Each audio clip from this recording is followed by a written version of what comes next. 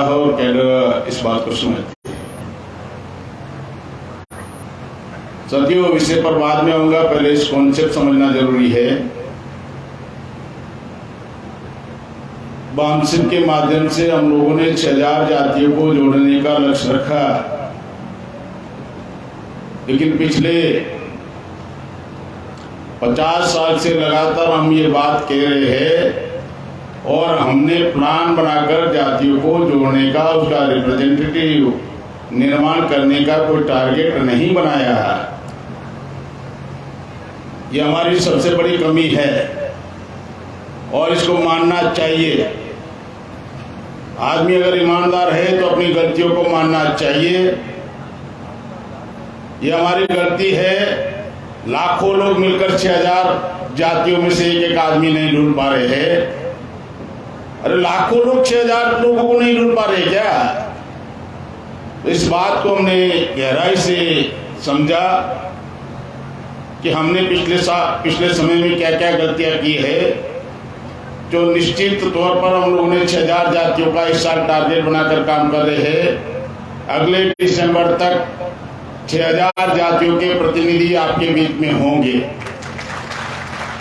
अब इसको लंबा हम नहीं खींचेंगे, अगले साल तक साल भर ये अभियान चलाएंगे। कौन सी जातियां नहीं जुड़ी है। उसी तरह ये समाज जिसको मूलनिवासी कहते हो, बहुजन समाज कहते हो, वो केवल जातियों में विभाजित नहीं है, संगठनों में भी विभाजित है। अगर एक जिले के या एक गांव में 5-10 संगठन होता है तो चिल्ला गांव में कितने संगठन हो गए आप अंदाज कर सकते हैं। तो लाखों संगठनों में भी हम विभाजित है। तो हमने सोचा उन लाखों संगठनों को यूनाइट करना चाहिए। उनका एजेंडा भी एक है, समाज का उत्थान होना चाहिए, समाज का विकास होना चाहिए, परिवर्तन होना चाहिए, महापुरुषों के सपनों को साकार करना चाहिए। सारे संगठन यही बात कहते हैं।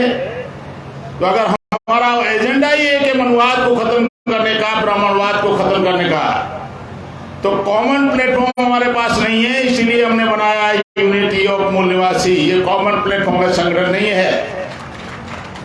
हजारों संगठन को जोड़ने वाला एक कॉमन प्लेटफॉर्म है।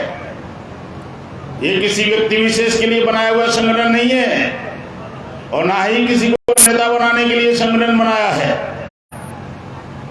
लाखों संगठनों को कॉमन प्लेटफॉर्म पर लाने के लिए संगठन की निर्मित हुई है। दूसरी बात, यूनिटी ऑफ मूल निवासी ये संगठन उद्देश्य पढ़ाई की, ट्रेनिंग की, हमारे महापुरुषों ने हमको सिखाया वही है। ये कोई नई विचारधारा नहीं है, नया कोई उद्देश्य नहीं है। वही उद्देश्य है, वही विचारधारा है।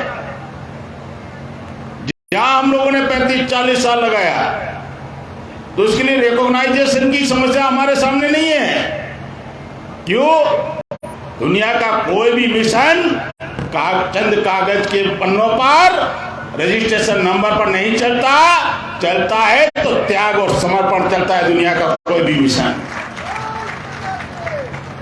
इसका मतलब ये नहीं है कि हम लोग छोड़ने वाले हैं।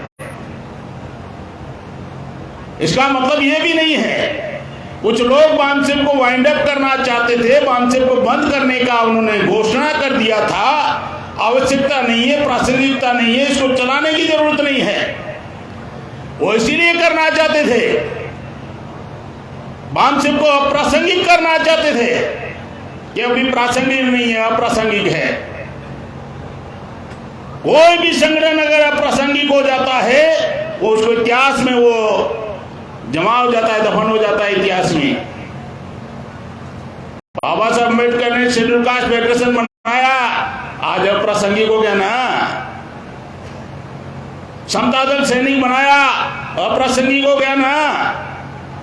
तो भूतपूर्व राष्ट्रीय अध्यक्ष ने बामसिप को अप्रासंगिक बनाने का काम तरीका ढूंढा। वो उसके कारण जो है, मैंने जो 35 साल में जो उनके साथ रहा और सीखा, उसका मूल कारण है बामसिप अप्रासंगिक हो जाए तो मान्यवर दीना भाना जी के इतिहास पर धूल जम जाए। 10 साल में भूल जाए उनको लोग। बामसिप अप्रासंगिक हो जाए तो डीके मानेवाडी के खाबड़े साहब के इतिहास पर धूल जम जाए, अगर बाम से वो प्रासंगिक हो जाए तो मान्यवर कांशीराम साहब के इतिहास पर धूल जम जाए। ये उनका तरीका है, क्योंकि संस्थापक में 3 संस्थापक में वो चौथा फिट नहीं हो पा रहा है, ये समस्या है। वाइंड अप करके बाम से को बंद कर अपना ही इतिहास में नाम करने का जो चक्र किसने बनाया, भारत मुक्ति मोर्चा तो भूतपूर्व राष्ट्रीय अध्यक्ष, बहुजन क्रांति मोर्चा तो भूतपूर्व राष्ट्रीय अध्यक्ष। इतिहास के साथ धोखा होने का खतरा ज्यादा सामने है, ये पहली बार बता रहा हूं आपको। मूल कारण इसका ये है, इसलिए हमने सोचा कुछ भी हो जाए बाम से तो बंद करने नहीं देंगे। बाम से कल भी प्रासंगिक है, आज भी प्रासंगिक है, आने वाले समय में भी प्रासंगिक रहेगा। जिंदगी इसके लिए लगाई हमने, और जवानी और जिंदगी इसलिए लगाई, तो ये कोई बगैर सोचे समझे नहीं लगाया, हम लोगों ने सोच समझ के लगाया है। तो यहां बैठे हुए लोग भी इस बात को गंभीरता से समझे, यहां बैठे हुए लोग भी इस बात को गंभीरता से समझे। इसलिए यूनिटी ऑफ मूल्यवासी बहुजन के नाम पर हम कार्यक्रम ले रहे हैं। इसका मतलब ये नहीं है कि हमने मकसद से और उद्देश्य से या विचारधारा से कॉम्प्रोमाइज किया है, सवाल ही नहीं उठता। साथियों, इस अधिवेशन में जितने भी विषय रखे हुए हैं, ये बात जितने भी विषय रखे हुए, सब्जेक्ट जो विषय रखे हुए हैं, ये केवल बौद्धिक संतुष्टि के लिए नहीं रखे, एकेडमिक आंकड़े देने के लिए नहीं रखे हैं। ये केवल डाटा कलेक्ट कर आपको केवल आंकड़े देने के लिए, या वक्तागण कितने मतलब कितना ज्ञानी है, कितने समझदार है, इसके लिए नहीं रखे हैं।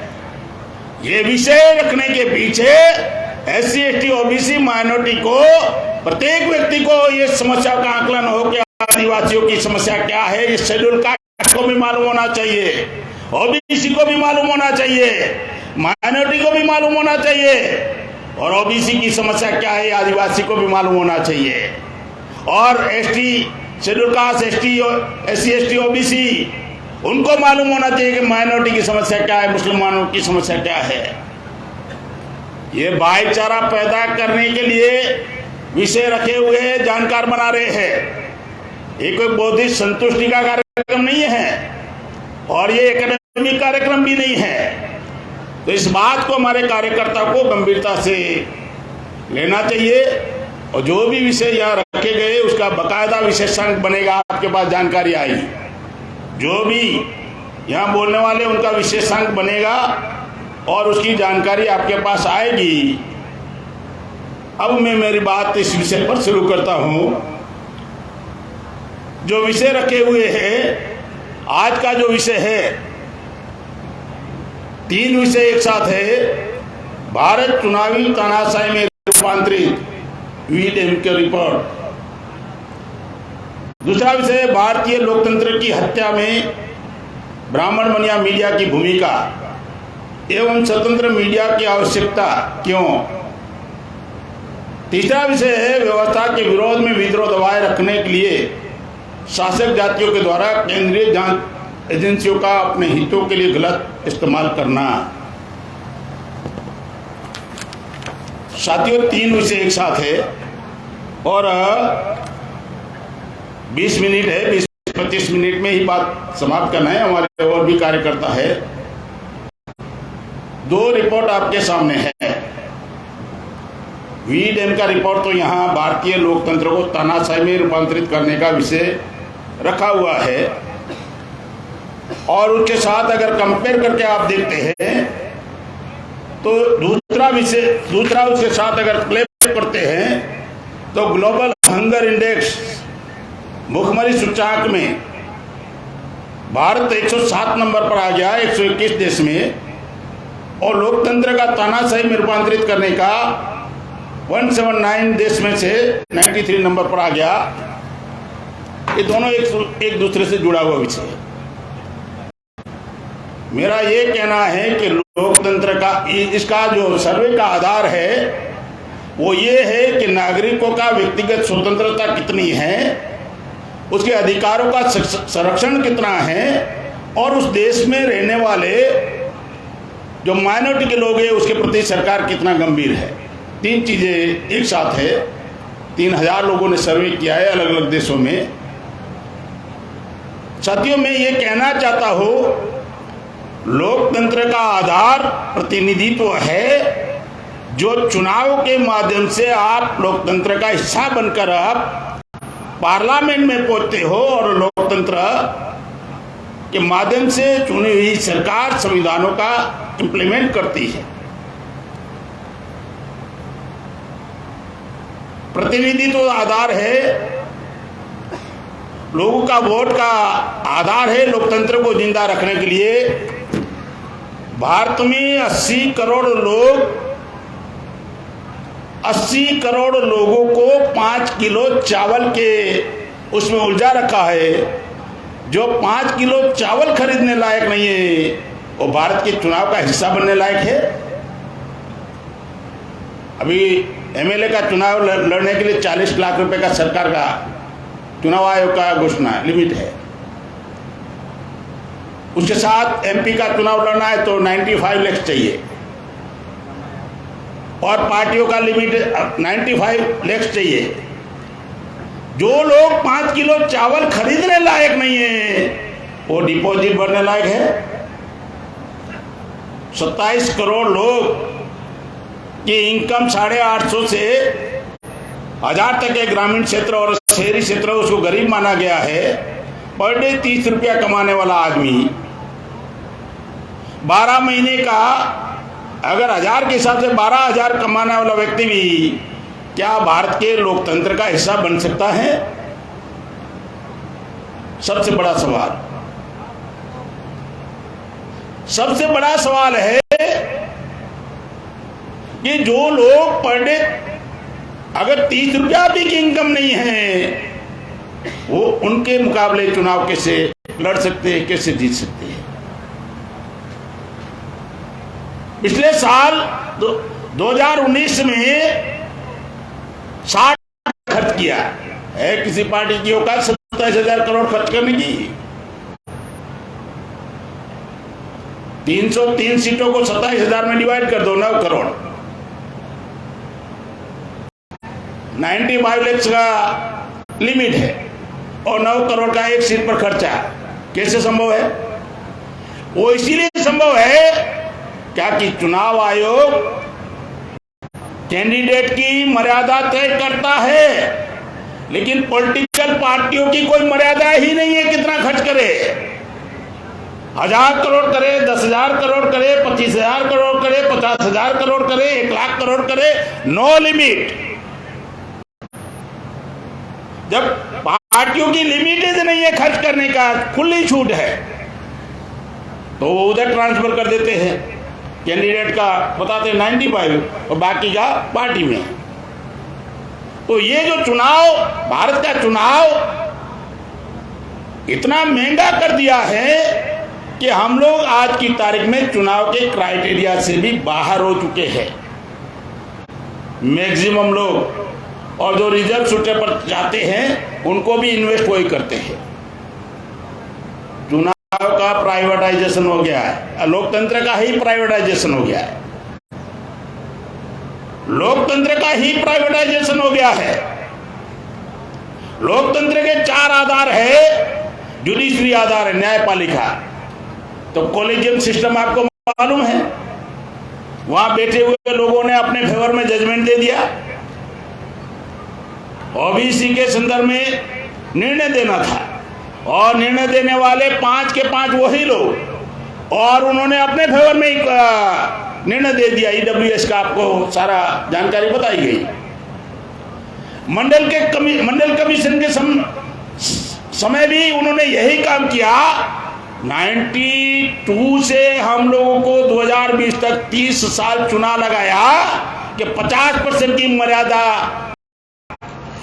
नहीं क्रॉस करना चाहिए रिजर्वेशन की।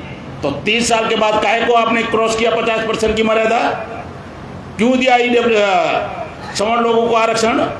तो 50 साल हम लोगों को बेवकूफ बनाया जुडिशरी ने भी। 52% ओबीसी को 50 30 साल बेवकूफ बनाया 50 की मर्यादा बताते बताते। तो जुडिशरी कैसा काम करती है आपको बहुत सारे लोगों ने सब्जेक्ट में जानकारी दी। उसके बाद आता है प्रशासनिक सेवाओं में, कार्यपालिका में। तो आजकल कार्यपालिका में क्या चल रहा है मीडिया के लोगों को मालूम है। अगर ओबीसी के बच्चे यूपीएससी की एग्जाम पास करते 314 बच्चे तो क्रिमिलियर से आउट हो जाते हैं और बैकडोर से बगैर इंटरव्यू बगैर एग्जाम आईएएस बना दिया जाता है। आपके मेरिट का भी कोई वैल्यू नहीं है और दोबारा आप प्रशासन में ना पहुंच गए तो उसको प्राइवेटाइजेशन से खत्म करते हैं। आरक्षण ही खत्म कर दिया। मैं 2 ही एग्जाम्पल बताऊंगा। देश पूरा बिक रहा है, बहुत लोग बोलते हैं, मैं बता रहा हूं 2 एग्जाम्पल। 13 एयरपोर्टों का निजीकरण हुआ। लखनऊ एयरपोर्ट की इनकम सालाना रेवेन्यू 1,27,000 करोड़ था और अडानी को दिया गया केवल 47,000 करोड़ में। मतलब लेते ही 80,000 करोड़ का फायदा और 50 साल के लिए एग्रीमेंट, 50 साल का एग्रीमेंट लेते ही। तो दुनिया का टॉप नंबर नहीं बनेगा तो क्या बनेगा। जो सरकार का बेनिफिट हो रहा था वो उधर चला गया। प्रधानमंत्री भी हमारे उस्ताद है, देश बिकने नहीं दूंगा लाल किले से बोला और लाल किले को ही गिरवी रख दिया।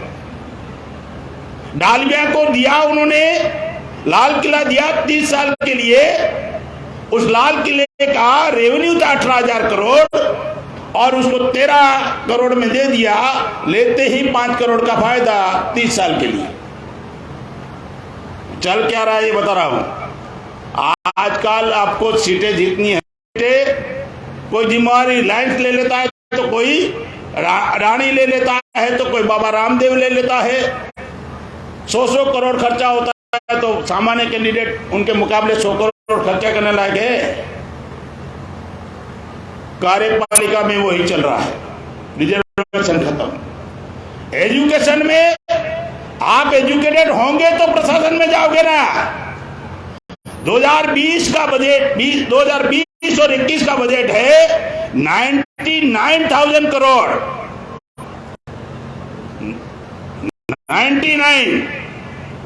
99,000 करोड़ का बजट था 2020-21 में और 21-22 में कितना हो गया बजट 93 करोड़ का। 6,000 करोड़ एजुकेशन का बजट कम कर दिया और उसमें हायर एजुकेशन के ऊपर 1,115 करोड़ कम कर दिया। तो कहां से ये कोई मीडिया बताने वाला नहीं है डाटा। सरकार आपका कितना सत्यानाश कर रहा है। पॉलिसी बन रही है, हमारे लोग बोलते हैं हमारे लोग पढ़ते नहीं है। तो सरकार ने व्यवस्था ये सब बनाया है, पढ़ना नहीं चाहिए। एजुकेशन का कमर्शियलाइजेशन हो गया। फिर आप आ जाओ कार्यपालिका के बाद, कार्यपालिका प्रशासन के बाद अगर आप जाएंगे तो सारा का सारा ईवीएम का सिस्टम भी लागू हो गया।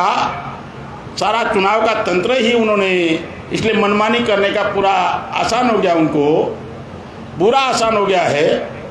दूसरी बात, मीडिया उन बातों को कभी नहीं बताती। मीडिया 97% उनके नियंत्रण में, उद्योगपतियों के नियंत्रण में है, यहाँ पर कास्ट के लोगों के नियंत्रण में है। तो हमारे मुद्दे नहीं उठा रही है। इस 75 साल की आजादी में हमारे मौलिक अधिकार समाप्त हो गए। मौलिक अधिकार समाप्त हो गए 75 साल की आजादी में। आर्टिकल 12 से लेकर आर्टिकल 35 मौलिक अधिकार नागरिकों का है, समाप्त हो गए मौलिक अधिकार। आर्टिकल 12 में दिया हुआ है स्वायत्त संस्थाओं का। अब क्या संस्था स्वायत्त है क्या? आरबीआई स्वायत्त है क्या? रिजर्व बैंक स्वायत्त है क्या? इनकम टैक्स स्वायत्त है क्या? और भी बहुत सारी एजेंसियां हैं। तो वो सारा का सारा उनके बलबूते पर चल रहा है। और आप इमेजिन करिए, आर्टिकल 13 में लिखा हुआ बाबा साहब अम्बेडकर ने 26 जनवरी 1950 को कहा कि आज से पहले जो परंपराएं थी, आज से पहले जो रीति रिवाज थे, आज से पहले जो आपकी जो मान्यताएं थी, आज से पहले आपकी जो धारणाएं थी, आज से पहले जो आस्थाएं थी, उनको समाप्त कर दिया जाता है। हजारों साल की जो उनकी मान्यता और आस्थाएं समाप्त कर दी। कोरोना में दे दिया ना आस्था के नाम पर राम मंदिर का जजमेंट। हमारी आस्था का सवाल है, आस्था के नाम पर जजमेंट आ गया। आर्टिकल 14 इक्वालिटी भी बोलो।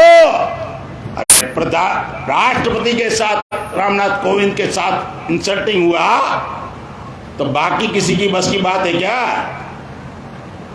क्या छुआछूत खत्म हो गई? अब ये इंद्र मेघवाल का किस्सा आपके सामने ही है। आर्टिकल 15-16 रिजर्वेशन अफसर की समानता खत्म हो गई। प्राइवेट कंपनियों में लेना न लेना आपकी मर्जी है। आर्टिकल 17 छुआछूत को जो आर्टिकल 17 में छुआछूत खत्म करना है, आज भी जिंदा है। मौलिक आर्टिकल 19 खत्म हो गया, विचारों की अभिव्यक्ति, वाणी स्वतंत्रता। थोड़ा बोलोगे तो बोलेगा ये भड़काने का काम कर रहे हैं, ये उकसाने का काम कर रहे हैं। धर्मशास्त्रों का विश्लेषण करोगे तो बोलेगा ये धार्मिक, उनको धार्मिक ठेस लगती है।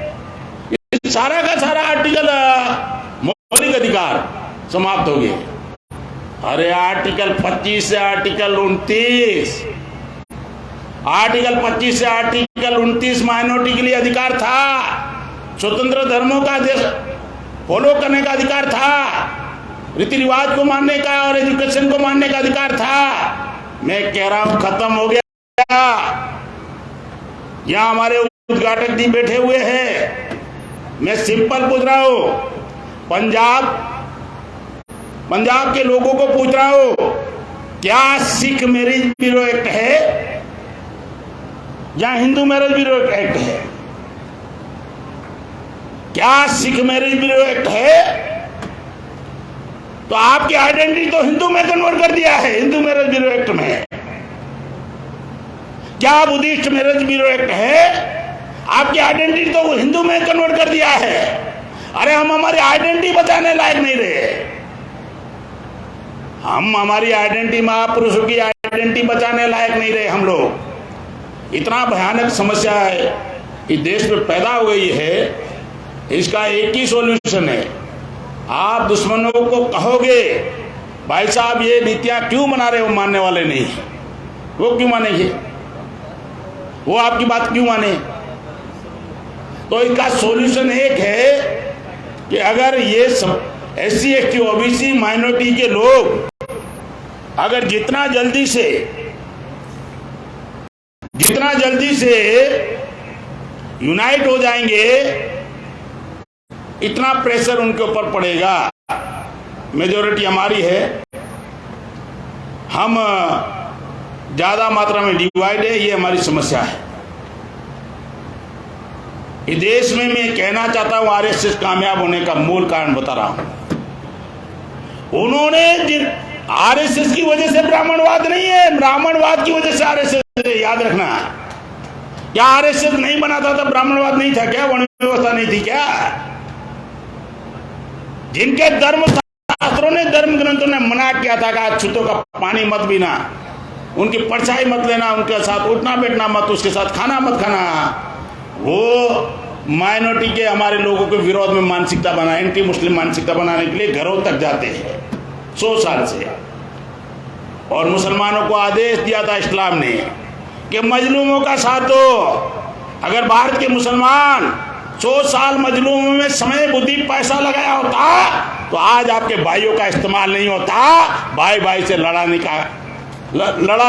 सकते थे। 100 साल से हम लोगों ने हमारी बात, हमने इस्लाम की बात भी नहीं मानी, हमें जो आदेश था।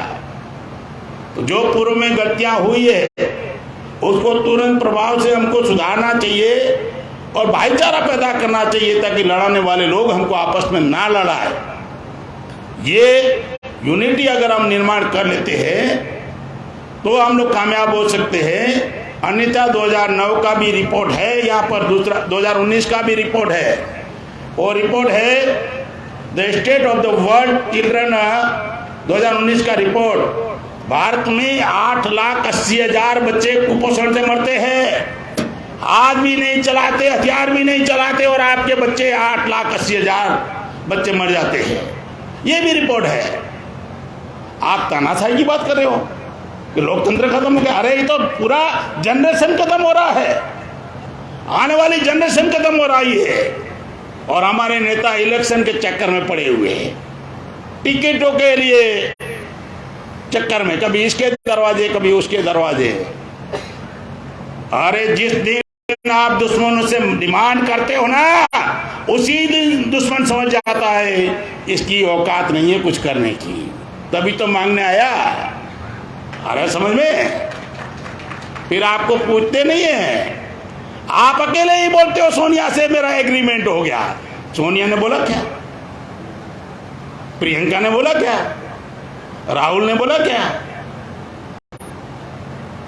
अभी इधर में अगर मान लो लेटर लिखूं प्रधानमंत्री को, वन साइड, उधर जवाब ही नहीं आया, नहीं मेरा लिखित एग्रीमेंट हो गया। अरे तो लाओ ना पब्लिक के सामने, मुद्दे कौन से थे एग्रीमेंट के? लाओ। भूतपूर्व राष्ट्रीय अध्यक्ष जो बोला कांग्रेस का पीएम बनाऊंगा, कांग्रेस ने सत्यानाश कर दिया। सच्चर कमीशन कांग्रेस के समय आया ना। 6 साल से लेकर 14 साल के मुस्लिम बच्चे स्कूल के दरवाजे तक नहीं देखे, स्कूल के दरवाजे तक नहीं देखे। कभी मुस्लिम 47 में 33% प्रशासन में थे, अभी 1.5% पर आ गए। ये कांग्रेस के समय में हुआ है, और कांग्रेस हमें डर बता रही है, हमें नहीं दिया वोट बीजेपी आ जाएगी। हाँ, सारा ग्राउंड आपने बीजेपी के लिए तैयार कर दिया, अब हमें डर बता रहे हो। तो ये पॉलिटिकल लीडर का कैरेक्टर दोहरा कैरेक्टर है, याद रखना। पॉलिटिकल लीडरों का कैरेक्टर दोहरा कैरेक्टर है। अगर कोई बानसेब का कितना भी बड़ा नेता हो, कितना भी बड़ा विद्वान हो, कितना बड़ा थिंकर हो, कितना बड़ा पदाधिकारी हो, अगर कहता है कोई कि पूरी ताकत में कांग्रेस के लिए लगा दूंगा, बानसेब की पूरी ताकत में एनसीपी के लिए लगा दूंगा, पूरी ताकत में आरपीआई के लिए लगा दूंगा, पूरी ताकत में प्रधानमंत्री राहुल को बनाने के लिए ताकत लगाएंगे कांग्रेस के पीछे बानसेब की। अरे बानसेब की वजह से कांशीराम साहब ने कांग्रेस को समाप्त कर दिया, कांग्रेस ने बदला लिया। बानसेब के माध्यम से बानसेब को खत्म करने की कांग्रेस ने प्लानिंग बनाई, बानसेब के माध्यम से बानसेब को खत्म करने की प्लानिंग कांग्रेस ने बनाई, और हमारे नेता खुश हो रहे। इसीलिए हमने इतना बड़ा स्टैंड लिया है, बानसेब को बचाने के लिए स्टैंड लिया है। कोई निजी स्वार्थ हमारा नहीं है। महापुरुषों को मिशन नहीं बचाओगे तो जनरेशन भी बचने वाली नहीं है, याद रखना। अगर महापुरुषों को मिशन को नहीं बचाओगे, जनरेशन भी बचने वाली नहीं है। बाद में ये मत कहना कि हमें मालूम नहीं था, आप लोगों ने बताया नहीं था। तो ये भारत के लोकतंत्र को बचाने का नहीं, आने वाली जनरेशन को भी बचाने का कार्यक्रम है। आपने मेरी बात ध्यान से सुना, इसके लिए मैं आपका आभारी हूं। और इसी साल हम लोग कोशिश करेंगे कि YouTube के जो जितने भी SC ST OBC माइनॉरिटी के लोग YouTube चैनल चला रहे हैं, कम से कम मिनिमम 100 और मैक्सिमम 200 लोगों का संगठन इसी साल से मार्च के अंदर एक मीटिंग लेंगे। इनका 100 लोगों को बुलाएंगे और YouTube चैनलों का भी एक संगठन बनाएंगे, अल्टरनेट व्यवस्था देंगे। यूट्यूब चैनलों को भी हम संगठित करेंगे, यूनाइट करेंगे, उसका भी संगठन बनाएंगे। और मुझे यकीन विश्वास है कॉपी नकल हमारी होना ही होना है, और नकल तुरंत करेंगे। तो मैं यहाँ आए हुए हमारे सीनियर पत्रकार है जो सुधराज चला रहे हैं, सतवंत राणा जी भी है और भी संपर्क में है, कम से कम 78 लोग संपर्क में है। तो मार्च से पहले हम लोग दिल्ली में इसका सेमिनार लेंगे। कम से कम 100 यूट्यूब चैनल जिनका सर्कुलेशन 1 लाख से ऊपर है, हम उनसे सुझाव भी लेंगे, उनसे सपोर्ट भी लेंगे और वो समाज के लिए हम उनको क्या सहयोग कर सकते हैं, वो क्या सहयोग कर सकते हैं। दिन भर का सेमिनार होगा, 1 दिन या 2 दिन का, इसको घोषणा करेंगे। आपने मेरी बात ध्यान से सुना, मैं आपका आभारी हूँ। धन्यवाद। जय मुनवास। धन्यवाद माननीय VL माकन साहब, आपने अपनी बात रखी। साथियों, हमारे कार्यक्रम में माननीय दशरथ पाटिल साहब, OBC नेता, अध्यक्ष नई मुंबई विमानतल, नामकरण मुंबई, आखरी समाज अध्यक्ष, अग्री शिक्षण मंडल पुलवेल, पार्षिक सहकारी बैंक संस्थापक संचालक दीवा पाटिल, नामकरण नई मुंबई एयरपोर्ट, आप हमारे बीच में मौजूद हैं, आप आए हैं। हम संगठन की तरफ से आपका स्वागत करते हैं और हम अपने साथियों से अनुरोध करते हैं कि जोरदार ताली बजाकर साहब का स्वागत किया जाए। और अगले अतिथि के रूप में हम आमंत्रित करना चाहते हैं माननीय सुमित चौहान साहब, संचालक दिसूत्रा, दिल्ली से हैं।